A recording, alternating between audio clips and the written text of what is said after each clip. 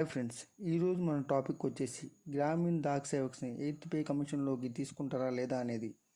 చాలామంది జీడిఎస్లకి చాలా కన్ఫ్యూజన్ ఉంది. అసలు మనకి ఎయిత్ పే కమిషన్ ఇంప్లిమెంట్ అవుతుందా లేదా అనేది.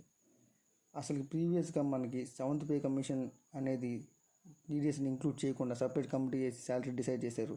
అలాగే ఈసారి కూడా సపరేట్ కమిటీ వేసి డిసైడ్ చేస్తారా లేదా ఎయిత్ పే కమిషన్లోకి జీడిఎస్ని ఇంక్లూడ్ చేస్తారా లేదా అనేది ఈ వీడియోలో తెలుసుకుందాం. ప్రజెంట్ జీడిఎస్ శాలరీ వచ్చేసి 12,000 బేసిక్ ప్లస్ డిఏ యాడ్ చేసుకుంటే 20,000 శాలరీ అనేది బీపీఎంకి రఫ్గా వస్తుంది. మనకి ఎయిత్ పే కమిషన్ అనేది ఫిట్మెంట్ ఫ్యాక్టర్ మీద డిసైడ్ అయి ఉంటుంది. ఒకవేళ ఫిట్మెంట్ ఫ్యాక్టర్ అనేది 1.86 అయితే బీపీఎంకి 23,000 రూపీస్ టేక్ హోమ్ వస్తాయి. అలా కాకుండా ఫిట్మెంట్ ఫ్యాక్టర్ అనేది 2.86గా డిసైడ్ చేస్తే సెంట్రల్ గవర్నమెంట్ బీపీఎంకి 34,000 రూపీస్ టేక్ హోమ్ వస్తాయి. 34,000 రూపీస్ టేక్ హోమ్ అనేది చాలా ఎక్కువ బీపీఎంకి ప్రజెంట్ ఉన్న వర్కింగ్ అవర్స్తో కంపేర్ చేస్తే. ప్రజెంట్ 34,000 రూపీస్ బేసిక్ బీపీఎంకి రావాలంటే బీపీఎంని గ్రూప్ డి కింద కన్వర్ట్ చేసి ఎగ్జామ్ అనేది కండక్ట్ చేయాలి. అది ఇంపాసిబుల్.